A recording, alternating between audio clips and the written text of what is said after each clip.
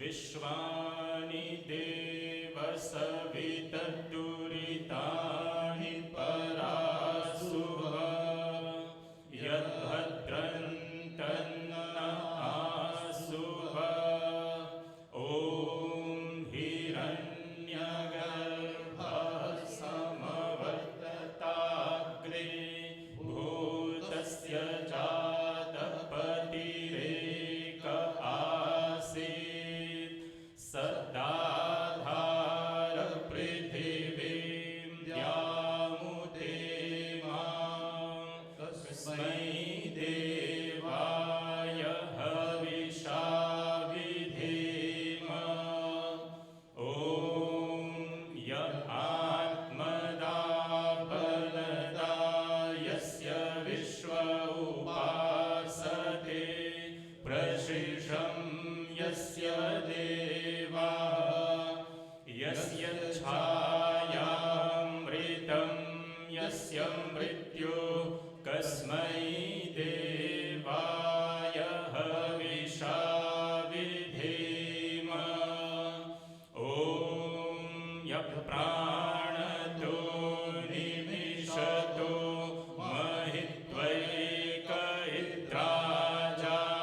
जगतो बभूव य ईशे यस्य द्विपदश्चतुष्पदः कस्मै देवाय हविषा विधेम ईश्वर स्तुति प्रार्थनोपासना प्रकरणम् अथ स्वस्ति वाचनम् ॐ अग्निमीळे पुरोहितं यज्ञस्य देवमृद्विजं होतारं रत्नधातमम् ॐ सानप्पिदेव सूनवेग्ने सुपायनो भव सजस्वानस्वस्तये ॐ स्वस्ति नो मिमीतामश्विना भगः स्वस्ति देव्यदितिरनर्वणा स्वस्ति पूषा असुरो दधातु नः स्वस्ति द्यावा पृथिवी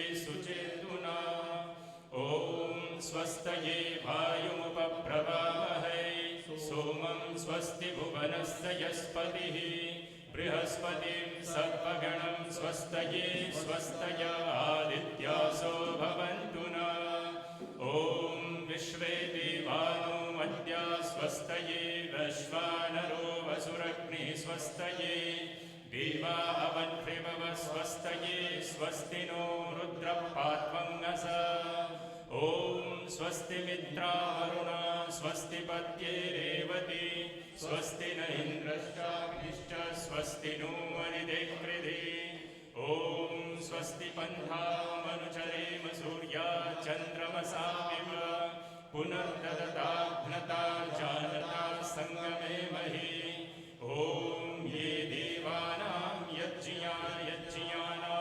मनूर्यजत्रामृतारितज्ञा तेनो रासन्तामुरुगाय मध्य यूयं पादस्वस्तिभिः सदा नः ॐ यद्भ्यो माता मधुमद्भिन्वते पयः पीयूषं द्यौरदितिरद्रिवह्ः उक्तशुष्मान् वृषभरान् स्वप्नसस्थामादित्यामनुमदा ॐ द्विचक्षसो अनिमिषन्तो अर्हणा बृहद्देवासो अमृतत्वमानशो ज्योतिरथा महिमाया अनागसो दिवो वर्ष्माणं वसते स्वस्तये ॐ भद्रं कर्णेभिः शृणुयाम देवा भद्रं पश्येमाक्षभिर्यजत्रा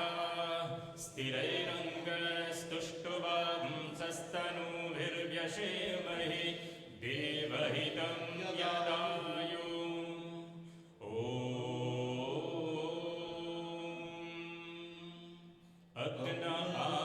अग्नायाहि वेतये कृणानो हव्यदातये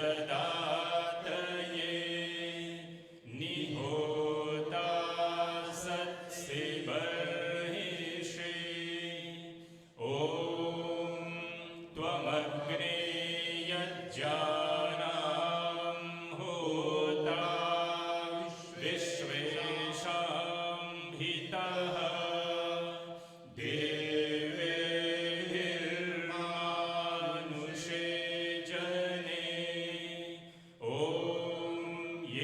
सप्ताह पर्यन्ति विश्वारूपाणि बिभ्रतः वाचस्पतिर्बला तेषां तन्वो अद्य दधातु मे इति स्वस्ति वाचनम् अथ शान्तिकरणम् ॐ शन्न इन्द्राग्नि भवतामवोधे शन्न इन्द्रा वरुणा रातहव्या शन्ना सोमासु विदाय संयो शन्न इन्द्रा पोषणा वाजसातो ॐ शन्नो भग शमुनः शंसो अस्तु शन्नः पुरन्धीशमु सन्तुरायः शन्नः सत्यस्य सुयमस्य शंसः शन्नो अर्यमा पुरुजातो अस्तु ॐ यज्जाग्रतो दूरमुदैति दैवं तदु सुप्तस्य तथैवैति दूरङ्गमं ज्योतिषां ज्योतिरेकं तन्मे मनः शिवसङ्कल्पमस्तु ॐ येन कर्माण्यवसो मनीषिणो यज्ञे कृण्वन्ति विदधेषु धीरा यदपूर्वं यक्षमन्तः प्रजानां तन्मे मनः शिवसङ्कल्पमस्तु ॐ स नः पवस्व शङ्गवे शं जनाय शमर्वते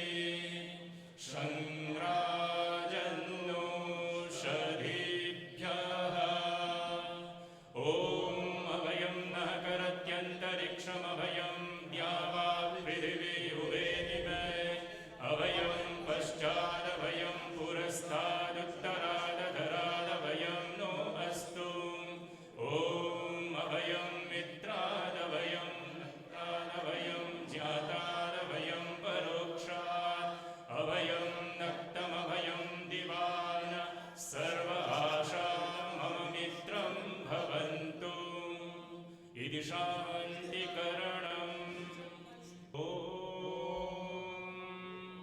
भूर्भुवः स्वर्योरिव भुम्ना पृथिवीव परिम्ना तस्यास्ते पृथिवी देवयजनि पृष्ठेऽग्निमन्नादमन्नाद्यायादधे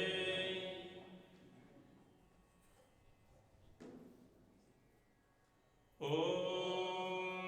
उद्बुद्ध्य स्वाग्ने प्रतिजाग्रहे त्वनिष्ठा पूर्ते संसृजेद्धामयं च अस्मिन् सदस्थे अद्युत्तरस्मिन् विश्वे देवा यजमानश्च सीदत ॐ अयन्त विद्महात्मा जातवेदस्तेनेध्यस्ववर्धस्व चित्तवर्धय चास्मान् प्रजया पशुभिर्ब्रह्मवर्चसे नान्नाद्येन समेधया स्वाहा इदमग्नये जातवेदसे इदन्न मम ॐ समिधाग्निं दुवस्य दघृतर्बोधयतातिथिम् आस्मिन्नव्याजुहोतन ॐ सुसमिद्धाय शोचिषे कृतं तीव्रं जुहोतन अग्नये जातवेदसे स्वाहा इदमग्नये जातवेदसे इदन्न मम ॐ तन्त्वा सविद्भिरङ्गिरो घृतेन वर्धयामसि बृहच्छोचाय विष्ठ्या स्वाहा इदमग्नये गिरसे इदन्न मम ॐ अयन्त इद्मात्मा जातवेदस्थेने यस्ववर्धस्व चित्तवर्धय चास्मान् प्रजया पशुभिर्ब्रह्मवर्चसे नान्नाद्येन समेधया स्वाहा इदमग्नये जातवेदसे इदन्न मम ॐ अयन्त इद्मात्मा जातवेदस्थेने यस्ववर्धस्व चित्तवर्धय चास्मान् प्रजया पशुभिर्ब्रह्मवर्चसे नान्नाद्येन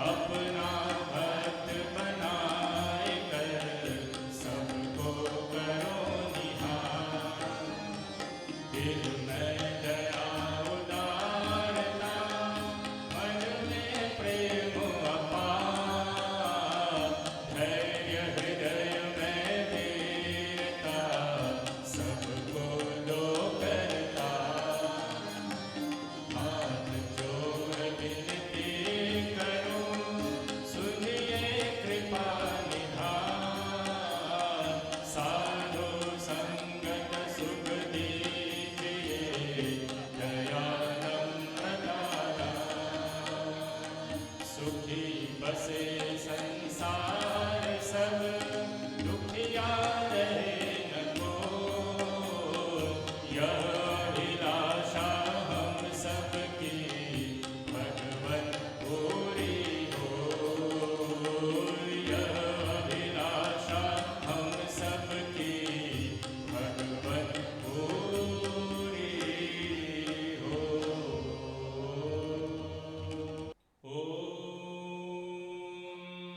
आपो हिष्ठामयो भुवस्तान ऊर्जे दधातन महेरणाय चक्षसे। ॐ यो वः शिवतमो रसस्तस्य भाजय देहना उषतीरिव मातरः। ॐ तस्मा अरङ्गमामवो यस्य क्षयाय जिन्वथ आपो जनयनाचनः। ॐ स्वस्ति ॐ स्वस्ति ॐ स्वस्ति। ॐ शान्ति शान्ति शान्तिः। आर्य सभा की ओर से आप सभी महानुभावों को इस पुनीत अवसर पर स्वागत करता हूं तथा उपस्थिति के लिए विशेष धन्यवाद करता हूं। 25 जुलाई को आर्य सभा में श्रावणी महोत्सव का शुभारंभ यज्ञ द्वारा हुआ था। पूरे 2 मास तक देश के शाखा समाजों में तथा परिवारों में महायज्ञ का अनुष्ठान हुआ और आज पूर्णाहुति हेतु यहाँ पर यज्ञ का विशेष आयोजन हुआ। कार्यक्रम के दौरान आप भजन एवं संदेश का श्रवण करेंगे। सबसे पहले पर्व का अर्थ क्या होता है ये मैं बताने की कोशिश करूंगा। पर्व का एक अर्थ होता है पूरक, आनंद से पूरित करता है। पर्व आता है तो हमको आनंद प्राप्त होता है। पर्व का दूसरा अर्थ होता है ग्रंथि, उसको हम गांठ भी कहते हैं। जैसे कि गन्ने में गांठ होती है, गांठ जो है रस की रक्षा करती है। इसी प्रकार पर्व जो है हमारी संस्कृति की रक्षा करता है। श्रावणी उपाकर्म क्या है? उपाकर्म का मतलब होता है आरंभ। श्रावण की पूर्णिमा को जो है रक्षाबंधन मनाते हैं। श्रावणी उपाकर्म उसी दिन आरंभ होता है। भारत में वर्षा ऋतु जब आती है, 4 महीने तक लगातार वर्षा होती है, तो वहाँ पर पहले जंगलों से निकल करके, पहाड़ों से निकल करके ऋषि मुनि, साधु संत, विद्वान सब मंदिरों में आते थे, घरों में आते थे। वेद पाठ होता था, वेद का अध्ययन होता था, यज्ञ हवन होता था, सत्संग होता था। फिर चौमासा कहते हम लोग, 4 महीने तक लगातार सत्संग चलता था, वेद पाठ होता था और फिर उसका समापन होता था। मॉरिशस में हम लोग श्रावण मास जैसे शुरू होता है, यह शुरू कर देते हैं श्रावण मास के आरंभ ही से, और पूरा महीना यह चलता रहता है। और अब तो 1 महीना नहीं, 2-2 महीने, 3-3 महीने तक यह चलता रहता है और यज्ञ होता रहे। जितना यज्ञ हो, यज्ञ तो रुकना नहीं चाहिए। प्रकृति में यज्ञ हो रहा है, हम लोग तो यज्ञ का विस्तार कर रहे हैं। भारत में तो वेद सप्ताह मनाते हैं। वहाँ पर जैसे हम लोग यहाँ पर मनाते हैं पूरा महीना, श्रावण का पूरा महीना, फिर उसके बाद भी चलता रहता है। भारत में जो है श्रावणी उपाकर्म से लेकर के कृष्ण जन्माष्टमी तक 1 सप्ताह जो है वहाँ पर वेद सप्ताह मनाते हैं।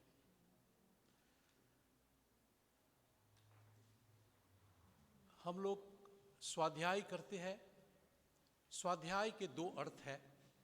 एक अर्थ जो है वेदों का पठन, आर्ष ग्रंथों का पठन, ऋषिकृत ग्रंथों का पठन, और दूसरा अर्थ है अपना अध्ययन, सेल्फ स्टडी, अपना अध्ययन करना। यह पर्व आता है श्रावणी पर्व। इसमें पुराने यजुर्वेद को उतारते हैं और नए यजुर्वेद को धारण करते हैं हम लोग। तो यजुर्वेद में 3 तार है, 3 धागे हैं, और ये इससे क्या शिक्षा मिलती है कि हमारी 3 ऋण है, पितृ ऋण है, देव ऋण है, ऋषि ऋण है। पितृ ऋण से हमें ऋण होना है। जो हमारे बड़े लोग हैं उनका आदर करना, उनकी सेवा करना, उनका सम्मान करना। देव ऋण हम यज्ञ करते हैं, इसका नाम ही है देव पूजा। यज्ञ करके हम देव ऋण से ऋण होते हैं। इसी प्रकार ऋषि ऋण है। ऋषियों ने हमारे लिए अच्छे अच्छे ग्रंथ लिखे हैं। उन ग्रंथों को पढ़ना, उनमें जो ज्ञान है उस ज्ञान को बांटना, ऐसा करने से हम ऋषि ऋण से ऋण होते हैं। एक बात मैं बता दूं और,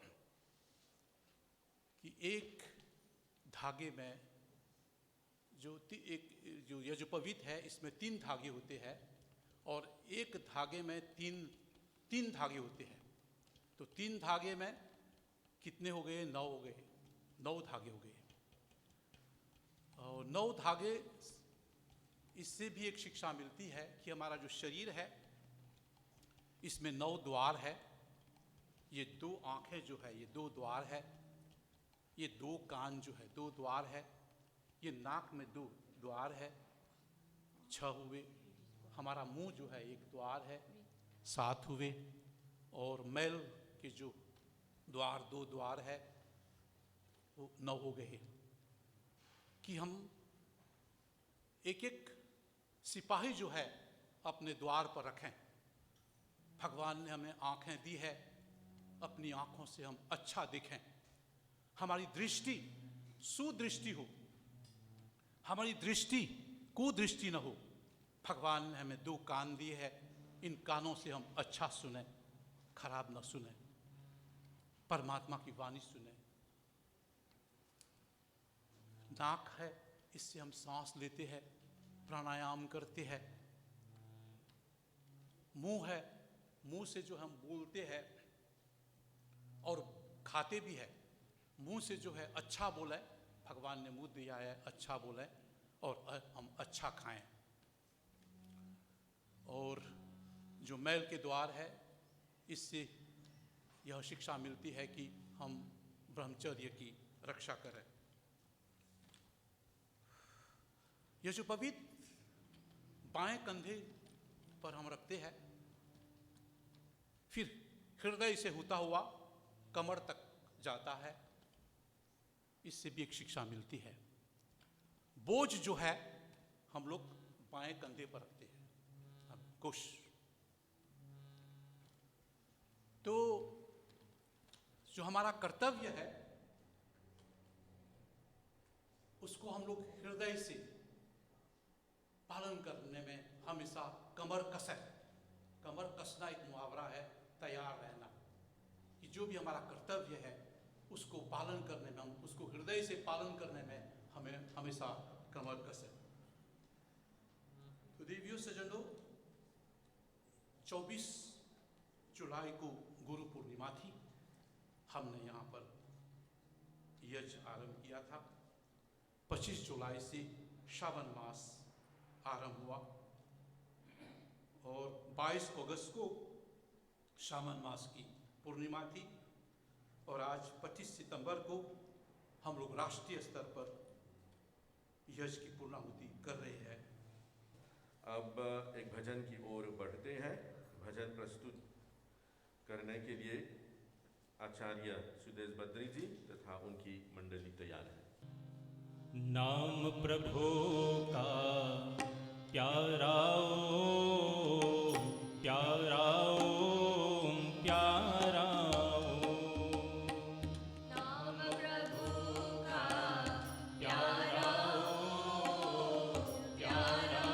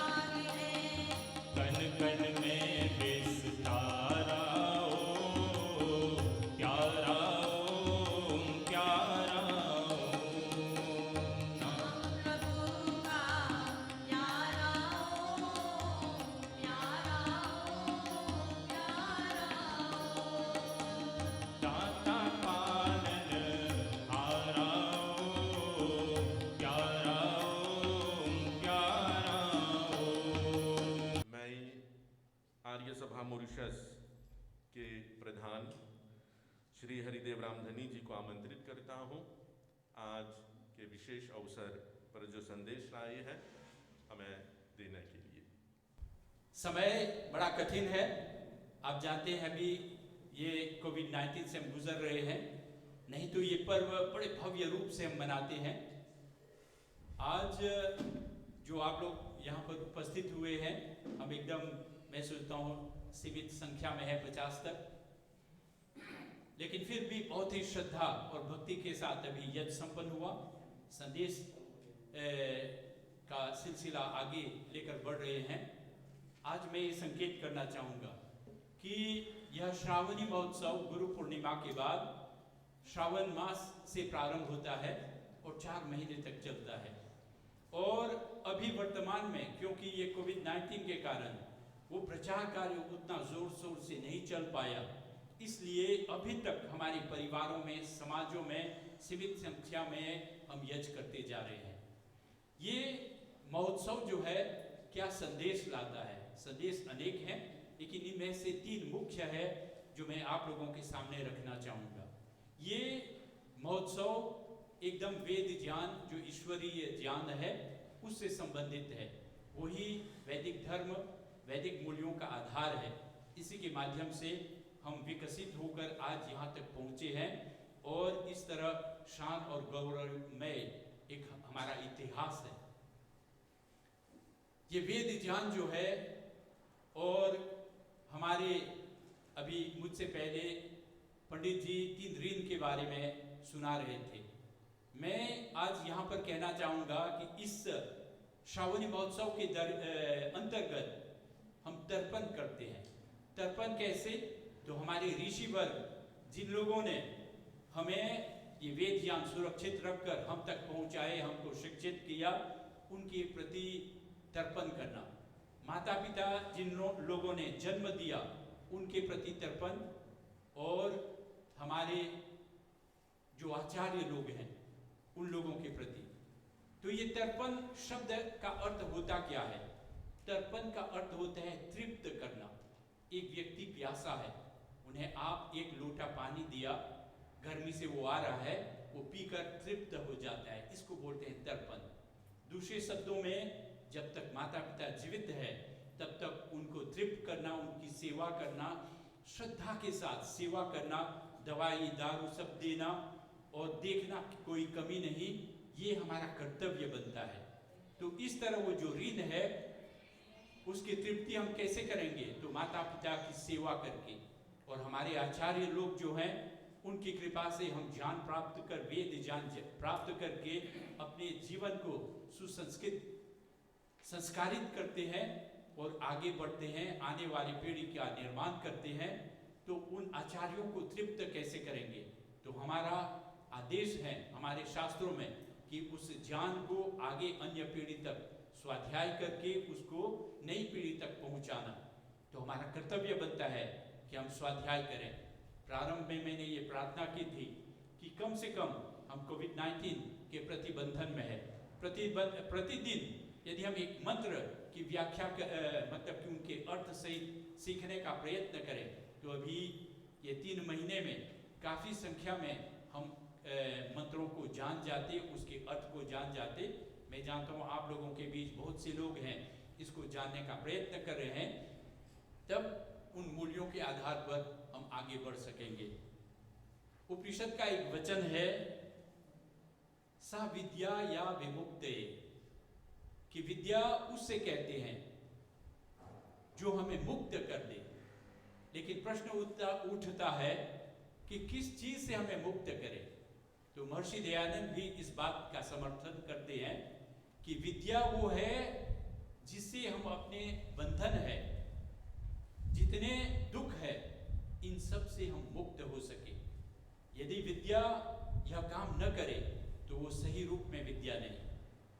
यजुर्वेद का एक मंत्र है, वेदाहमेतम पुरुषम महांतम आदित्य वर्णम तमसो परस्तात्, कि वो परमपिता परमेश्वर जिन्होंने वेद ज्ञान दिया, उनके पास तमस नहीं, अंधकार बिल्कुल नहीं। और आगे कहते हैं कि तमेव विदित्वा और इसी वेद ज्ञान से हमें पता चला, क्या पता चला कि मृत्यु मेति नान्य पंथा विद्यते अयनाय। मृत्यु मेति कि ये दुख जो बंधन है, इन सब से मुक्त होने का एक ही रास्ता है। नान्य पंथा की अन्य रास्ता नहीं, वो क्या है? विद्यते अयनाय, वह सत्य ज्ञान जो ईश्वर ने दिया है। अतः हमारा कर्तव्य है इस श्रावणी महोत्सव के अंतर्गत हम उस वेद ज्ञान को ग्रहण करने का प्रयत्न करें, और हम प्रयत्न करें जितने अंधविश्वास है, अंध परंपरा है, इन सब से मुक्त होने का। यदि इन सब से पढ़ने लिखने के बावजूद हम इन अंध परंपराओं से, अंधविश्वास से, रूढ़िवाद से मुक्त नहीं हुए तो हमारा जीवन जो है बंधन ही में गुजर जाएगा। यूं ही दूसरे शब्दों में व्यर्थ हम गंवा कर चले जाएंगे। तो अंत में मेरी यही प्रार्थना है कि आप लोग सही शब्दों में अपने जीवित माता पिता का तर्पण करें, तृप्त करें। ऐसा नहीं कि उनको माता पिता जब वृद्ध हो जाए 5 स्टार होम में रख दें और मृत्यु के बाद जाकर पानी गिराएं, ये तृप्त नहीं है। तृप्ति उनकी सेवा करें, प्यार दें। इस तरह श्रद्धा के साथ सेवा करना वही तर्पण है। तो मैं आशा करूंगा कि ये जो बातें हैं इनका आप परिवारों में इसकी चर्चा करें और सही शब्दों में हम श्रावणी महोत्सव को मनाएं। अब और एक संदेश की ओर हम बढ़ते हैं। इस बार मैं आमंत्रित करता हूँ पंडिता सत्यम चमन जी, MSK आर्यभूषण। ऋषि दयानंद ने महिलाओं का उद्धार किया, और हम देखते हैं कि मॉरिशस में हमारा जो आर्य सभा है वो महिलाओं का बहुत योगदान चाहते हैं, और महिला लोग बहुत योगदान देती हैं, खासतौर पर पुरोहितागण और हमारे जो पदाधिकारीगण हैं। अब मैं थोड़ा सा इस मंत्र के बारे में कुछ विचार प्रस्तुत करना चाहती हूँ। यह मंत्र जो है यजुर्वेद से लिया गया है।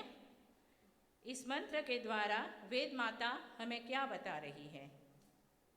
वेद माता कह रही हैं इस मंत्र के माध्यम से, इस यज्ञ से हमारे लिए अन्न, ऐश्वर्य, यत्न शक्ति, विचार शक्ति, कर्म शक्ति, स्वर शक्ति, यज्ञ व स्तुति, श्रवण शक्ति, कर्ण शक्ति, तेजस्विता और आत्मशक्ति प्राप्त हो।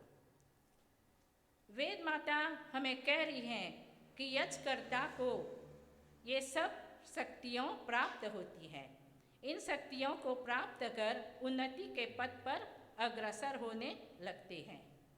जो व्यक्ति यज्ञ करता है उसका विचार यानी सोच समझने की शक्ति जो है पवित्र होती है।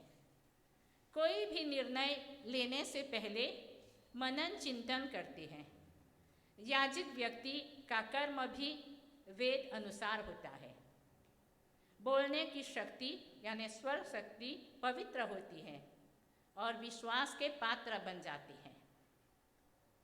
यज्ञ के माध्यम से तेजस्विता को प्राप्त कर अपना तथा समाज का कल्याण करते हैं। अभी पूर्व वक्ताओं ने बताया कि 5 प्रकार के यज्ञ हैं। इन दिनों पितृयज्ञ पर सभी लोग ध्यान दे रहे हैं, लेकिन हमारे लिए पितृयज्ञ जो है प्रतिदिन का है। प्रतिदिन हम माता पिता तथा वृद्धों की सेवा करते हैं। मनु महाराज ने बता दिया है, अभिवादन शिलश्च नित्यम वृद्धोपसेविन चत्वारि तस्य वर्धन्ते आयु विद्या यशो बलम। अर्थात माता पिता तथा वृद्धों की सेवा करने से आयु, विद्या, यश और बल बढ़ते हैं। हम देखते हैं, इतिहास साक्षी है, श्रवण कुमार उन्होंने अपने माता पिता की सेवा की। श्री रामचंद्र जी, मर्यादा पुरुषोत्तम श्री रामचंद्र जी ने एक शब्द पिता के सुन करके 14 वर्ष वनवास दिया। हमारे धर्म ग्रंथ के माध्यम से हमें सीखना पड़ता है कि हम बुजुर्गों की सेवा कैसे करें। अब एक संदेश की ओर बढ़ते हैं। इस बार उपस्थित हो रहे हैं वेद प्रचार समिति के अध्यक्ष श्री बालचंद तनाकुर जी। एक छोटी सी कथा मैं सुना रहा हूँ आपको। एक बहुत जवान लड़का था, होशियार था, पढ़ा लिखा था, वो हमेशा परीक्षा में प्रथम श्रेणी में आता था।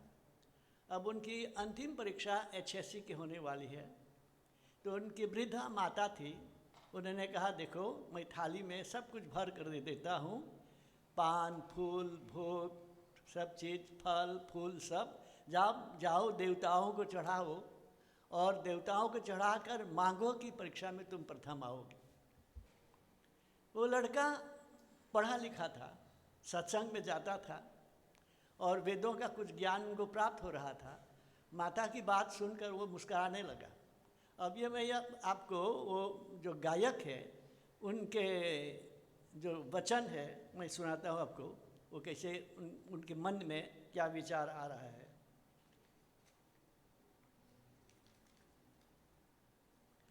आप सभी लोग ये जानते हैं, थाली में सारे सामान रखे हुए लड़के का, परीक्षा नज़दीक है, आज परीक्षा होने वाली है। सुबह माता जी ने कहा जाओ देवी देवताओं को चढ़ाओ। वो मुस्काने लगा, बोला अजब हैरान हूँ भगवान, अजब हैरान हूँ भगवान, तुम्हें क्यों कर रिझाऊँ मैं। आप समझ रहे हैं, कोई वस्तु नहीं ऐसी जिसे सेवा में लाऊं मैं। सारी वस्तुएं रखी गई है थाली में, क्या लाऊं सेवा में। करें किस तौर आवाहन कि तुम मौजूद हो हर जगह, निरादर है बुलाने को अगर घंटी बजाऊं मैं। घंटी भी रख दी गई उसमें, कि घंटी बजाना, टिंग टिंग करना, फूल देना, चढ़ाना। तो मैं आप तो उसका कैसे आपको मैं ये सब चढ़ाऊँ।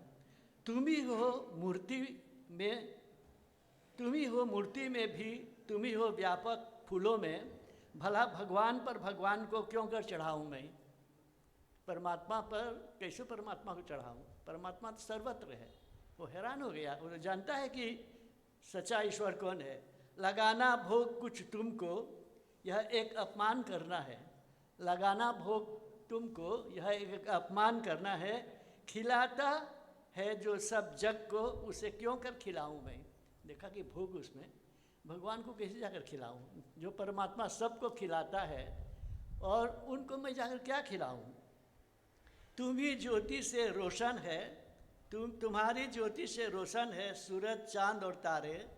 तुम्हारी ज्योति से रोशन है सूरज चांद और तारे। महा अंधेर है, कैसे तुम्हें दीपक दिखाऊं मैं। थाली में देखा दीपक है, क्या कि दीपक जलाकर किसके सामने मैं दीपक जलाऊं। जिसकी ज्योति से चांद तारे सब चमकते हैं, उनके सामने दीपक। भुजाएं हैं न गर्दन है, सीना है न पेशानी। भुजाएं हैं न गर्दन है, न सीना है न पेशानी। तुम हो निर्लेप नारायण, तुम हो निर्लेप नारायण, कहाँ चंदन लगाऊं मैं।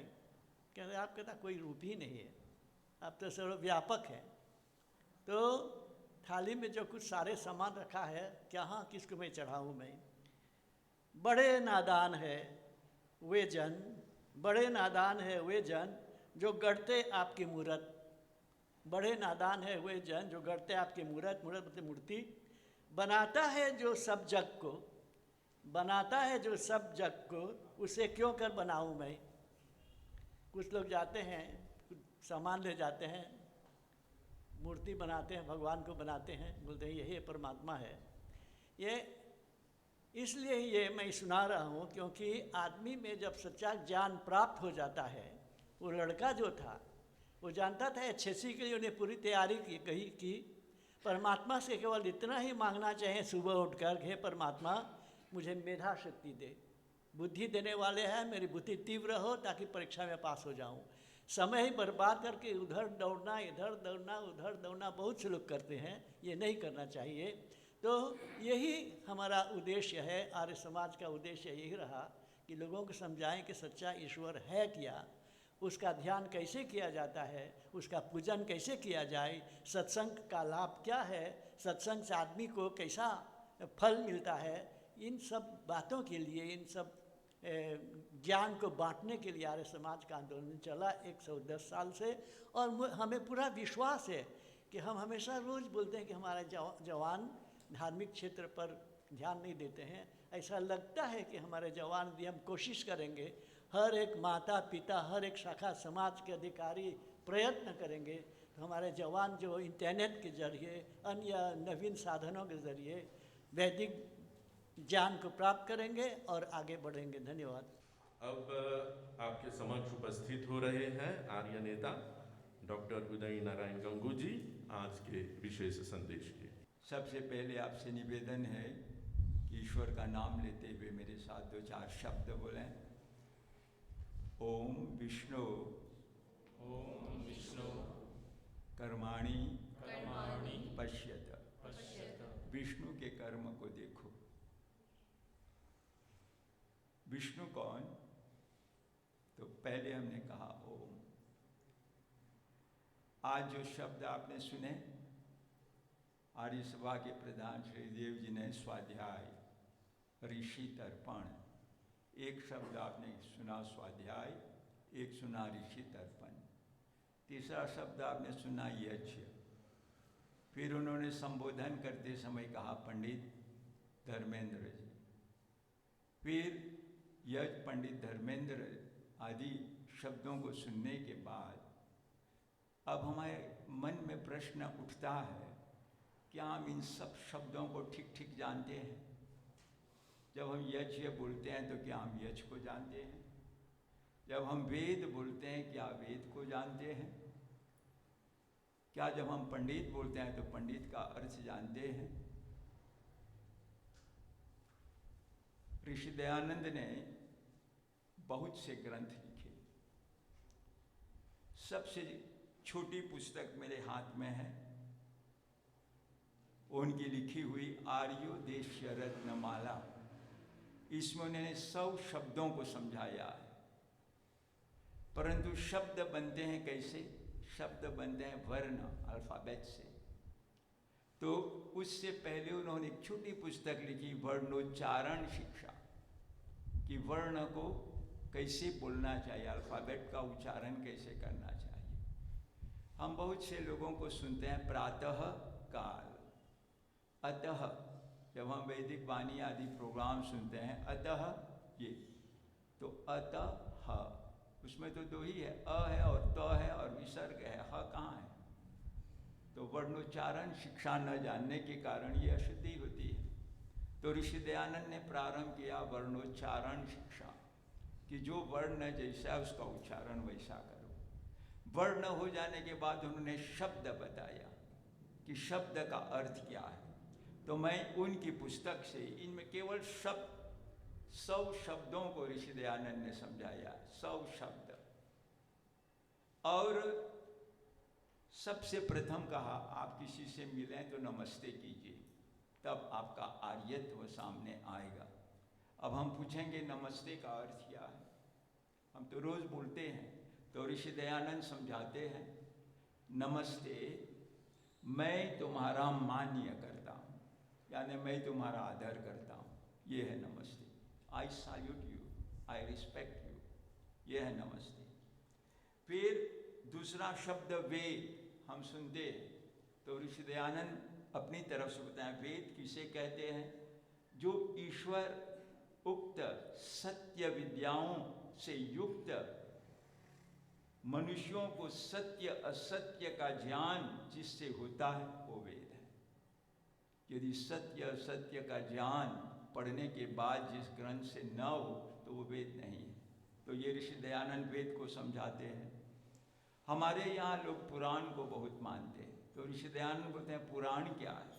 तो बोलते हैं जो प्राचीन ऐतरेय, शतपथ, ब्राह्मण आदि ग्रंथ हैं और जो इतिहास हैं, इसको पुराण कहते हैं।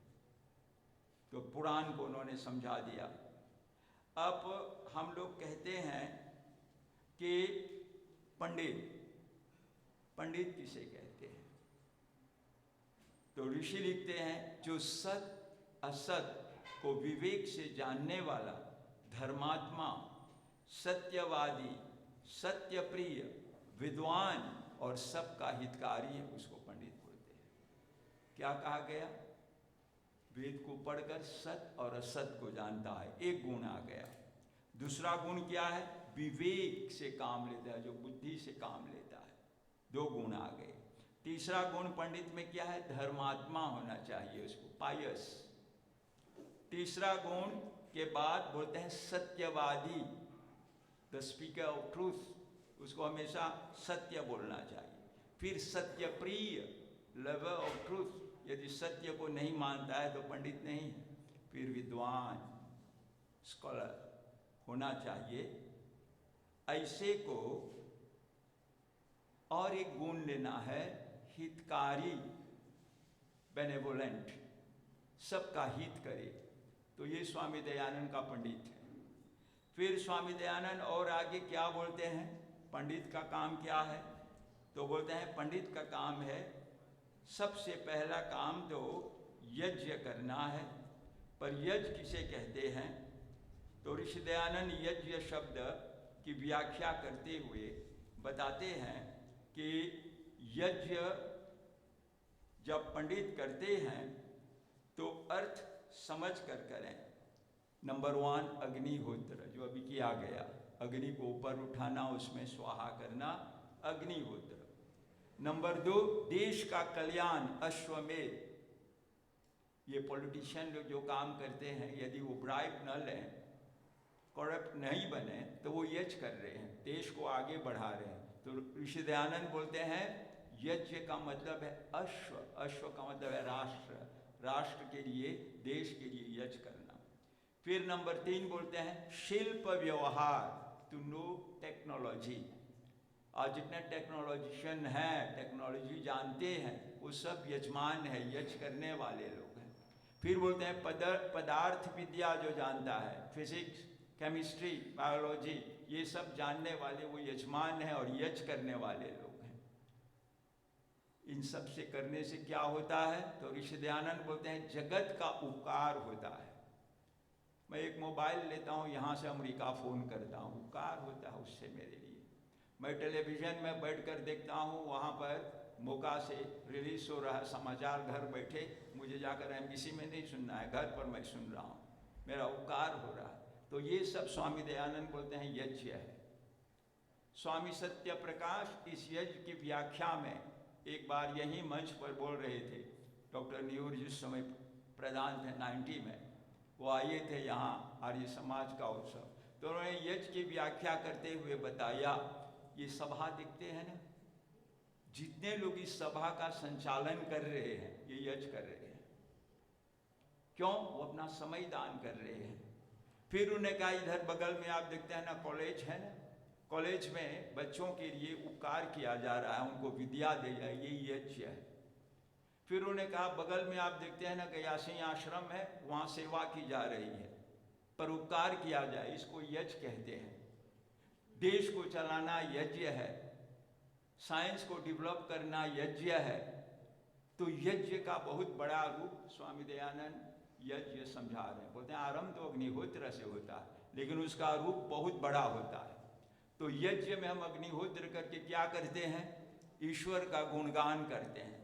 तो ऋषि दयानंद बोलते हैं क्या तुमने ईश्वर कहा, ईश्वर को जानते भी हो? तो वेद बताता है ईश्वर जिसके गुण, कर्म, स्वभाव और स्वरूप सत्य हो, भगवान झूठ नहीं है। इसी क्रियोल भी बोलता है बों जे, जेली बों, सत्य स्वरूप। फिर क्या कहते हैं? अद्वितीय, सेकंड टू नॉन। दो भगवान नहीं है, एक है, अद्वितीय। फिर कैसा है? सर्वशक्तिमान, ओमनीपोटेंट। फिर क्या बोलते हैं? निराकार, विदाउट फॉर्म, फॉर्मलेस। फिर बोलते हैं सर्वत्र व्यापक, ओमनी प्रेजेंट, चारों तरफ है। फिर बोलते हैं अनादि, देयर इज नो बिगिनिंग। कोई पूछे भगवान कब से है, तो बिगिनिंग नहीं है उसका, अनादि है। फिर बोलते हैं कैसा है? अनंत, लिमिटलेस, उसका कोई लिमिट नहीं है। फिर बोलते हैं कैसा है? तो बोलते हैं अविनाशी, सब कुछ नष्ट होता है, जन्म लेते हैं तो मरते हैं, वो अविनाशी है। फिर बोलते हैं कैसा है? हम लोग थोड़ा जानते हैं, परमात्मा ज्ञानी है, नॉलेजेबल, महान स्कॉलर है वो। फिर बोलते हैं जगत की उत्पत्ति करता है, पालन करता है, विनाश करता है, पाप पुण्य का फल देता है। इसको ऋषि दयानंद क्या बोलते हैं? ये है हमारा ईश्वर। तो यज्ञ करो, वेद पढ़ो, ये श्रावणी का संदेश है। पूरा सहयोग से पूरे देश में श्रावणी के अवसर पर 1000 से ज़्यादा यज्ञ का आयोजन किए हैं, जो आज सभी मिलकर हम पूर्णाहुति कर रहे हैं। तो अंत में एक बार फिर से आप लोगों को बहुत बहुत धन्यवाद। ओम जय जगदीश हरे स्वामी जय जगदीश हरे। भक्त जनों के संकट, भक्त जनों के संकट क्षण में दूर करे। ओम जय जगदीश हरे। जो ध्यावे पद पावे, दुख बिन से मन का स्वामी। सुख संपत्ति घर आवे, सुख संपत्ति घर आवे, कष्ट मिटे तन का। ओम जय जगदीश हरे। मात पिता तुम मेरे, शरण लहूं मैं किसकी स्वामी। तुम बिन और न दूजा, तुम बिन और न दूजा, आस करूं मैं किसकी। ओम जय जगदीश हरे। तुम पूर्ण परमात्मा, तुम अंतर्यामी स्वामी। पार ब्रह्म परमेश्वर, पार ब्रह्म परमेश्वर, तुम सबके स्वामी। ओम जय जगदीश हरे। तुम करुणा के सागर, तुम पालन करता स्वामी। सेवक तुम स्वामी, मैं सेवक तुम स्वामी। कृपा करो भरता। ओम जय जगदीश हरे। तुम हो एक अगोचर, सबके प्राणपति स्वामी, सबके प्राणपति। किस विध मिलो दया में, किस विध मिलो दया में, ओम जय जगदीश हरे। दीन बंध दुख हरता, तुम रक्षक मेरे स्वामी। करुणा हस्त बढ़ाओ, करुणा हस्त बढ़ाओ, शरण पड़ा तेरे। ओम जय जगदीश हरे। विषय विकार मिटाओ, पाप हरो देवा स्वामी। श्रद्धा भक्ति बढ़ाओ, श्रद्धा भक्ति बढ़ाओ, की सेवा। ओम जय जगदीश हरे। जय जगदीश हरे स्वामी, जय जगदीश हरे। भक्त जनों के संकट, भक्त जनों के संकट क्षण में दूर करे। ओम जय जगदीश हरे स्वामी, जय जगदीश